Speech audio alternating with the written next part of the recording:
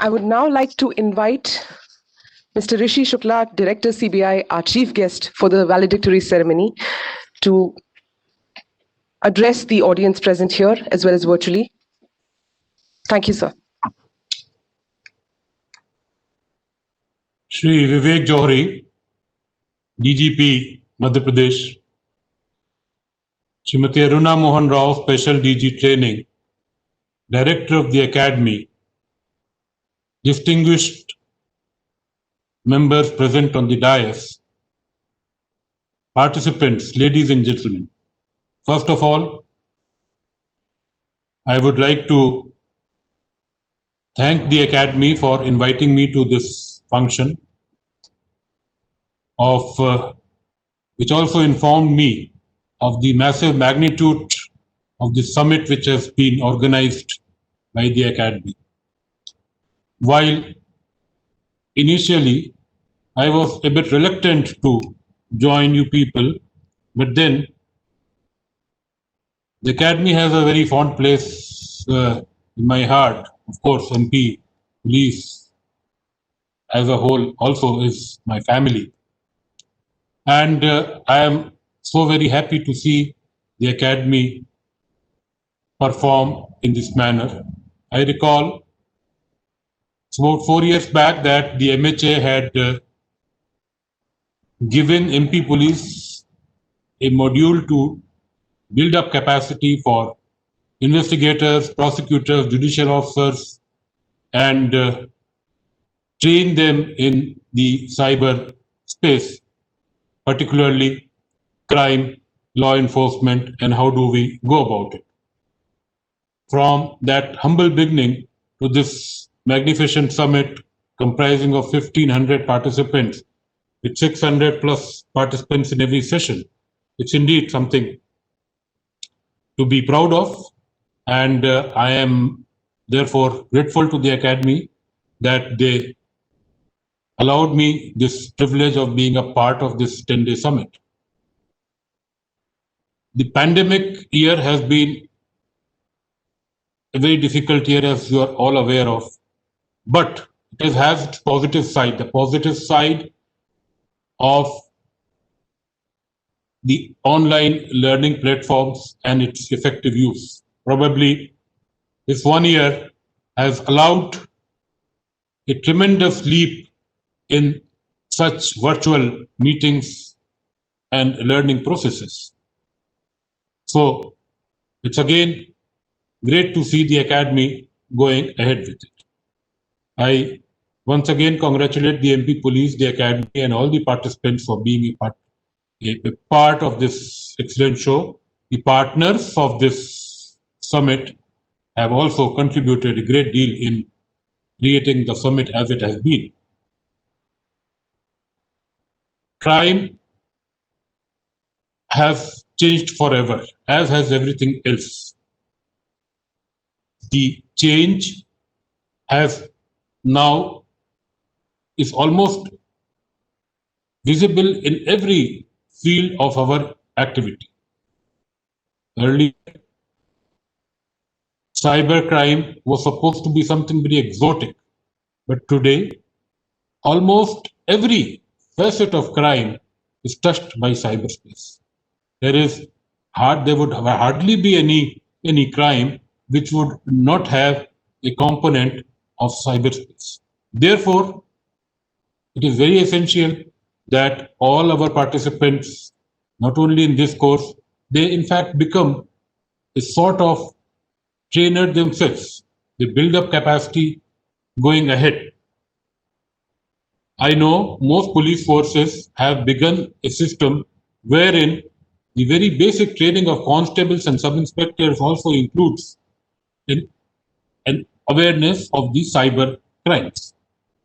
To me, awareness followed by sensitivity, followed by building up knowledge bases, creating tools and knowing the tools, generating skill sets, and more than all of this, a feeling that you can contribute is the essence of such workshops. I'm sure with what I have learned that this workshop must have gone a great deal in contributing to this very essential part of involving a large number of senior level police officers, judicial officers, and prosecutors so that they can in turn be a part of the training force themselves.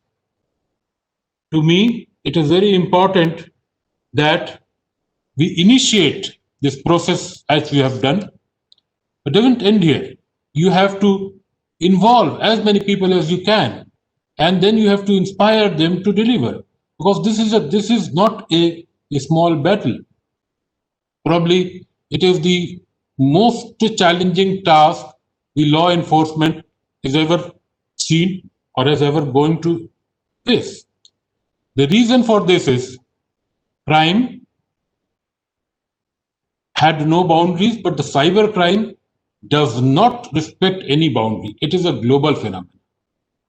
The victim could be in X place, the criminal could be in Y place, the medium could be in Z place, or the cloud server could be anywhere in the world, and yet the police force bound down in local terrestrial jurisdictions, also in boundaries of police stations, districts, states, national boundaries, international. I mean, probably the most difficult thing which has come in our challenge in the last several decades. The cyber criminal knows this. Now, what do we do about it? The key thing is to join hands together. The key thing is to understand where is the criminal and where is the crime. We have seen that from the simple peer-to-peer cyber crimes like sharing information which is an infringement of copyright from that to the simple model of that what is now known in Indian police as the Jamtara model of cyber crime, where you play on the human greed and take a few thousand rupees from each unsuspecting user by telling him or her that you're going to get more money.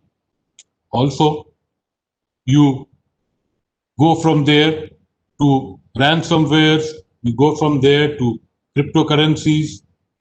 They recently held IPL matches in the past couple of months back, suggested that a very fantastic model of international betting, or which we call as Satta, is now actually working, and the amounts involved are mind-boggling. More than 1,000 crores of rupees every day moving through cyberspace, through payment gateways and through hawalas. From here to, let us say, a Cosmos Bank movement of large-scale cheating and movement of funds. Every part of the society is now afflicted by the cyber crime. We have in India more than 1 billion mobile subscribers. We have more than 500 million internet users. And each of us, every single internet user has at least been a victim of a cyber crime. One thing which you are probably unaware of, most of us, is the part that the personal data which we are having is being constantly not only shared, stolen, passed around, and played around for anything. It is being used very simply, not only by the criminals, but by hugely respectable marketing agencies, by using AI to bombard you with various sorts of advertisements and telling you what to buy or what not to buy. So is going to be a feature which is only going to exponentially rise. Our response so far has not been commensurate with the need and the necessity of this crime.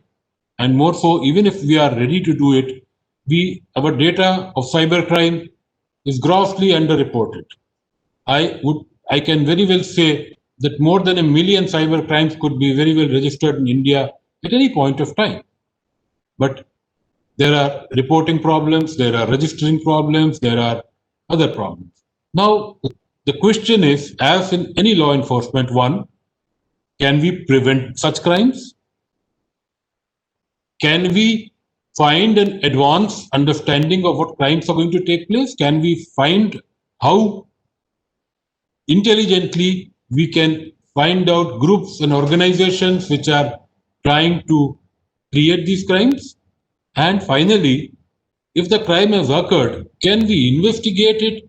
And the most important point, can we bring it to a formally legal closure by giving the evidence which is required? Now, all these things we know have their own challenging issues, which probably one could speak for hours on each one of the issue. As far as the prevention of crime is concerned, how do we go about sensitizing the cyberspace users? How do we tell them that don't get into and very easily fall into the trap of people who lure you with small little greedy amounts, starting with that you would get a 50 rupees free recharge?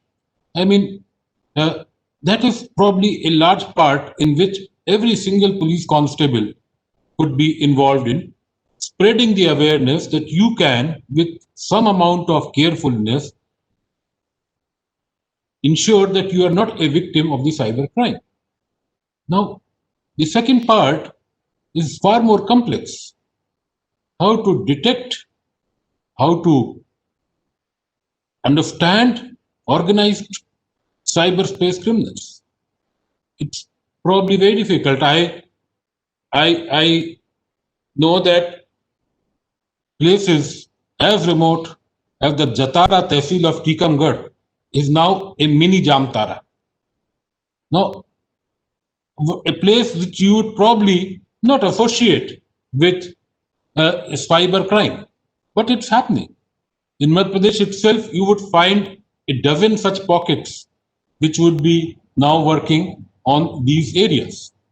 You would also find not only the local Desi Tikamgarh or Jamtara type things, we had in Madhya Pradesh itself seen models in which people from Pakistan were very easily posing as Indians and using places like distant Rewa, Uchehra and Satna for collecting money, which would then later on go through Hawala channels across.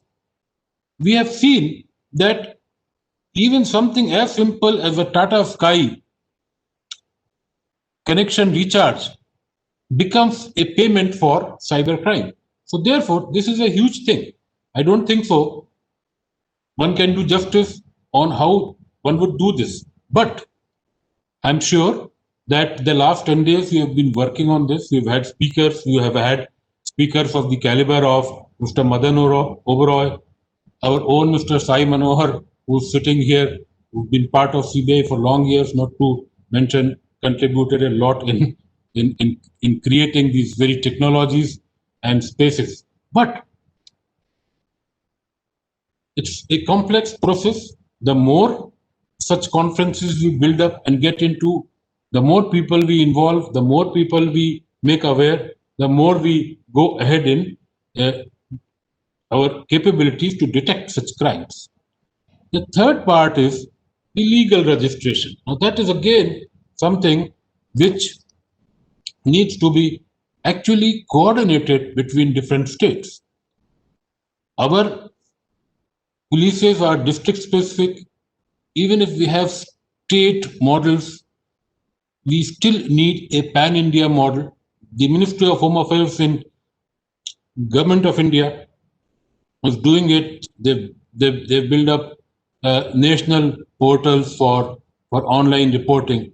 But I doubt whether we have been really able to even scratch the surface of the problem. The most difficult of all these things is the part of legal investigation, of the part of collection of electronic evidence and producing it in the form that it is acceptable in a court of law. I think that is where probably we are facing our biggest challenge as police officers. I do not often recollect the convictions in cybercrime in various states, but probably it would be far less than even a normal conventional crime.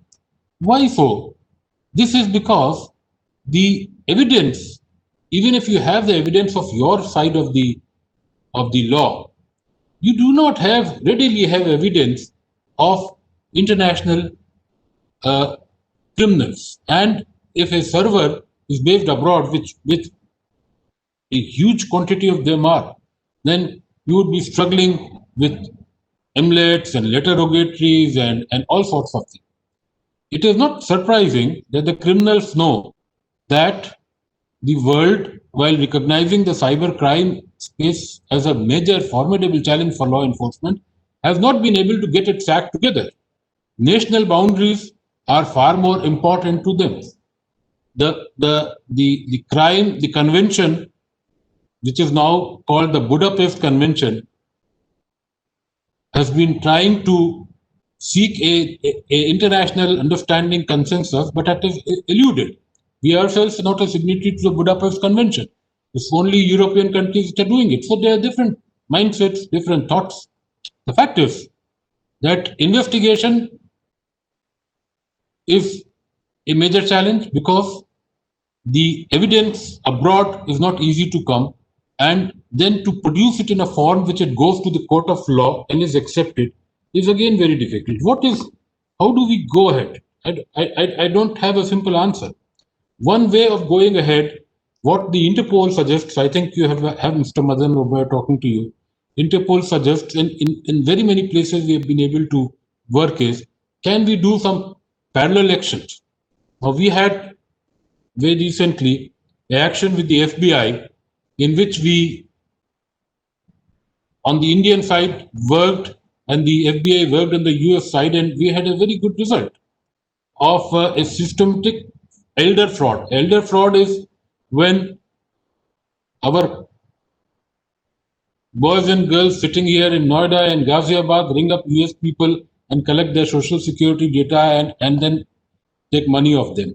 Similar parallel actions, joint investigations would be the way ahead, but it's not going to come very easily. Every state zealously guards its cyberspace and its investigation capabilities. The states are excellent. We have states like Karnataka, Telangana, who have done marvelously well in cybercrime investigations and cyber technology advances. But when we in the CBI tried to get concurrence from the state, their consent for investigation in the IT Act, the states were very reluctant. In fact, one state which gave us recently, after much persuasion, incidentally, to remind you, if Mr. Vivek Johri could put his hand up and help us there, Madhya Pradesh has still not given CBI the consent, general consent to investigate IT offenses. So if you could kindly support us on that.